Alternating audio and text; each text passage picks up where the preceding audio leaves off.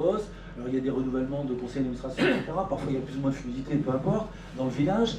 Mais l'important, c'est que ces structures-là, la municipalité peut aider à créer des parcours et des liens. Donc ça fait partie d'un certain nombre de propositions qu'on a sur notre site.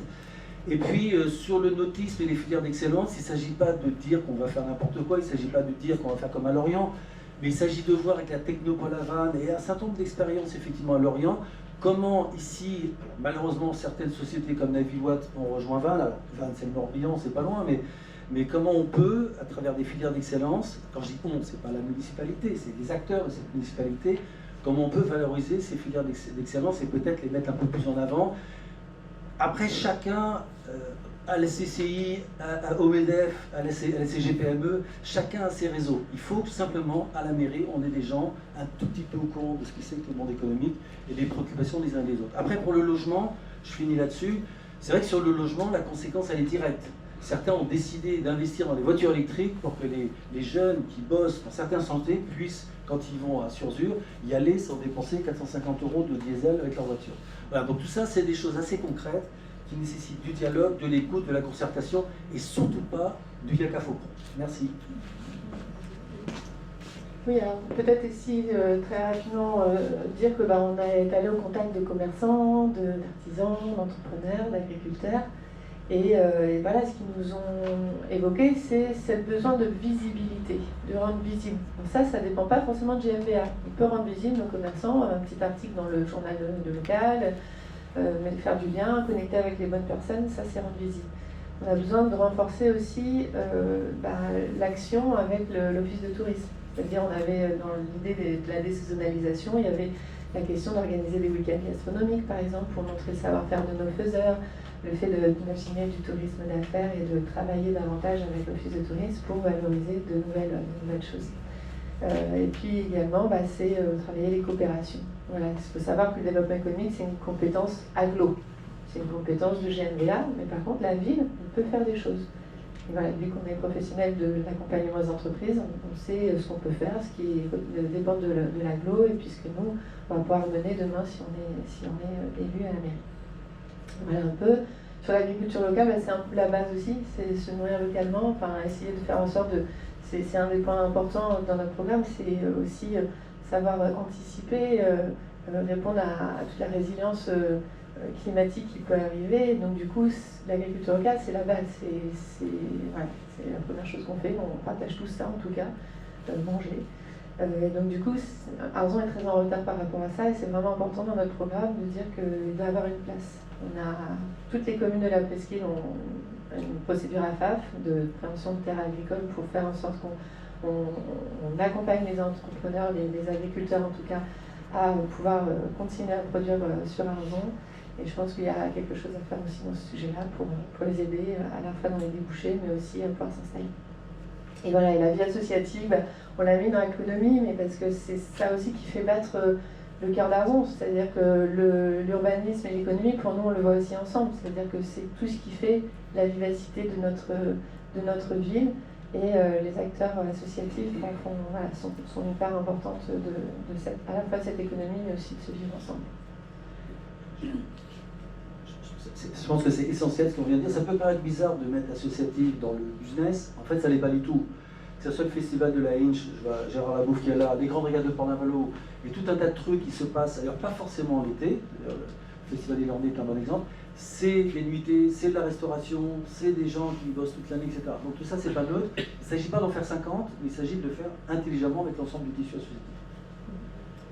Et alors, on a dit qu'on vous donnait la parole, donc on a déjà beaucoup parlé. Donc c'est le moment, on va faire une première série de questions-réponses sur ces grands sujets qu'on vient d'aborder. Donc l'urbanisme, dans l'urbanisme il y a le logement, les mobilités, les espaces naturels. Dans l'économie, on vous a dit un certain nombre de sujets. J'espère que vous êtes venus avec des questions. Est-ce qu'il y a des questions dans la salle?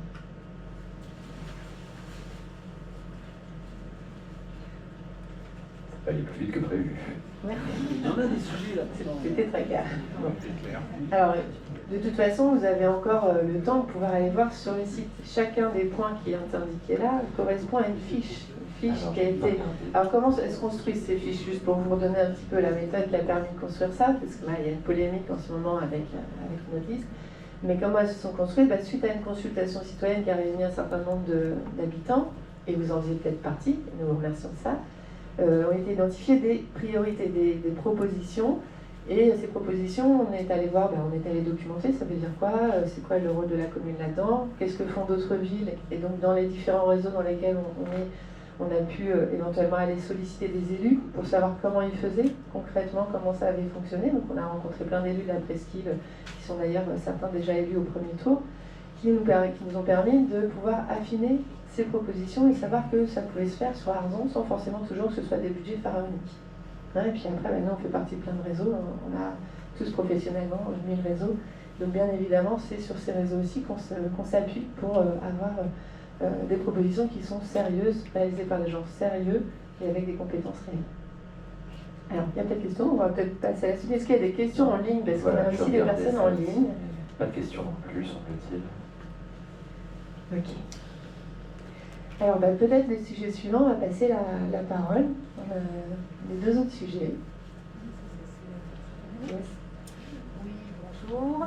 Donc, Marie-Josée Chaury, j'ai été dirigeante associative dans le domaine essentiellement de la santé et de la solidarité. Donc, nous sommes une équipe santé très solide, plurielle, multidisciplinaire, avec à côté de moi Mathilde, qui est donc auxiliaire de vie. Christine, qui est en charge des publics fragilisés sur la commune.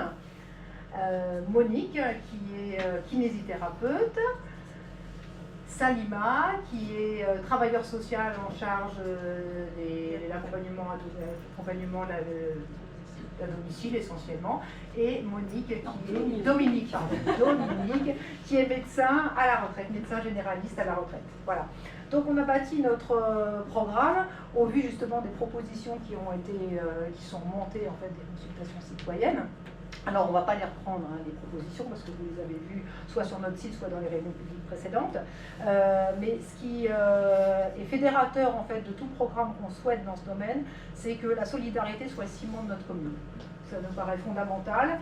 Quand on voit la population, le double défi qu'a relevé Arzon, un été avec 35 000 personnes, avec des tensions sur les grandes infrastructures et sur tous nos systèmes, et puis une période de permanence avec 2300 habitants et une population vieillissante, puisqu'en fait, 40% entre 60 et 75 ans et 25% ont plus de 75 ans. Et parmi ces 75 ans, plus de la moitié, quasiment la moitié, vivent seuls.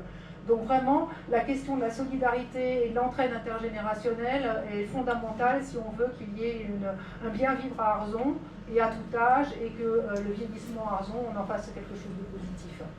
Voilà, donc on a des propositions fortes en matière de solidarité, des propositions fortes aussi en matière de santé, puisqu'on sait que 10% de la santé c'est l'ADN, mais 30% c'est le système de soins, 60% c'est la vie quotidienne.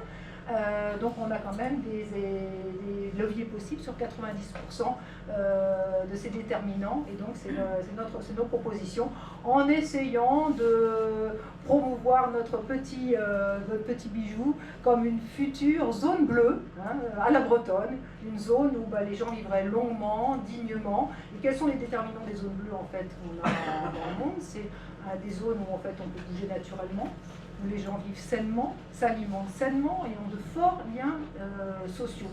Donc je pense qu'Arzon a tous les éléments pour arriver à former cette petite zone bleue bretonne.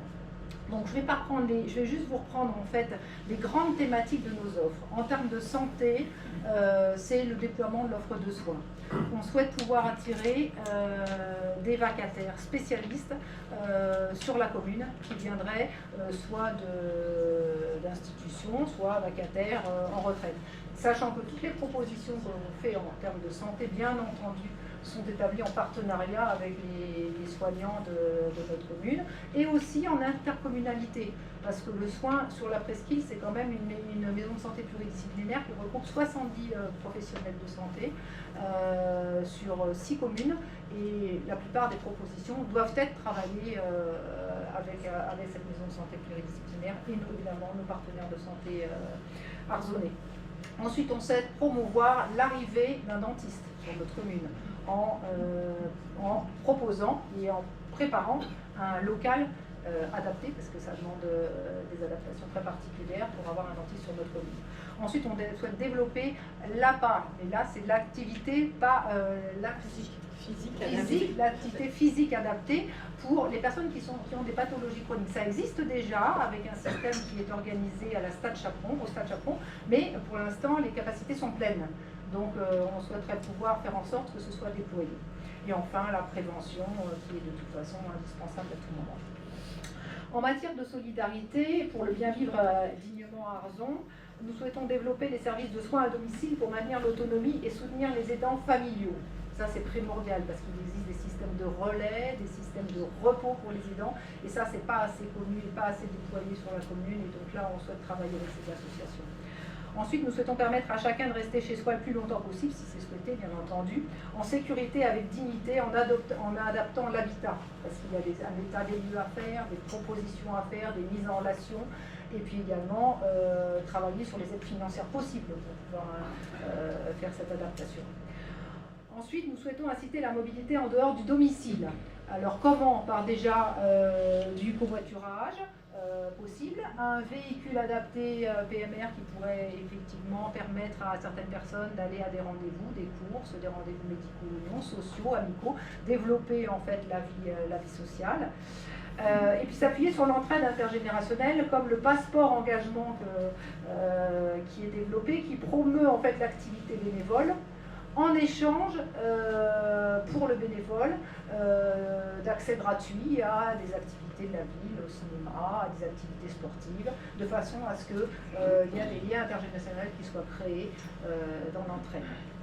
Et enfin, nous souhaitons renforcer l'écoute des besoins des publics via le CCAS, en poursuivant le recrutement de personnel au sein du CCAS, et tout est interconnecté, comme le disait Pascal. Très difficile de recruter du personnel, parce que très difficile de se loger sur la presqu'île. Voilà, beaucoup de choses à faire. Et également proposer des formations spécifiques à l'accompagnement pour valoriser le travail de ces personnes à l'accompagnement. Parce que je pense que ça, c'est un point très important, c'est que le travail d'aide à domicile doit être valorisé pour le rendre attractif et évidemment adapté à la population fragilisée.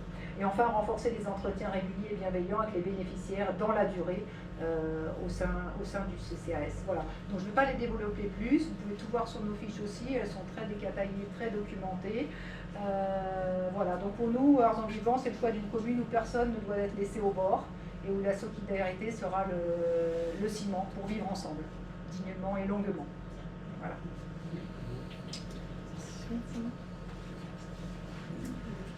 Merci Marie-Jo.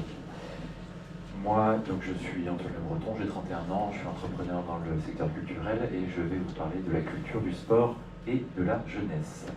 Je vais parler en mon nom et également celui de Gilles Bégas, qui n'a pas pu être présent ce soir non plus, qui est plutôt très engagé sur le sport puisqu'il fait partie du bureau du club de tennis d'Arzon, qui rayonne d'ailleurs, je ne sais pas si vous le savez, mais ils ont monté de division cette dernière. Voilà, très bon résultat. À cause de moi. Culture, sport, jeunesse, 3 thématiques. Nous, c'est très simple, je ne vais pas vous faire un long discours dessus. Nous souhaitons simplement une commune qui se retrouve, qui célèbre, qui joue et qui se challenge. Tout ça